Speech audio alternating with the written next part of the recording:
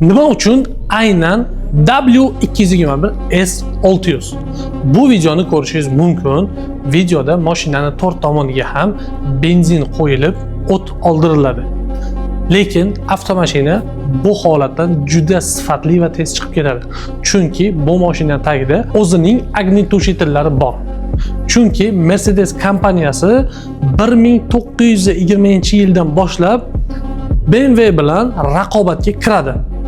Lekin 1950-yildan 1970-yilgacha faqatgina Mercedes kompaniyasi klassik mashinalar ishlab chiqarish, ya'ni har bitta davlatni figuralik insonlarini tashib yurishga xizmat qiladigan avtomashinalarni chiqarishga juda katta urg'u beradi.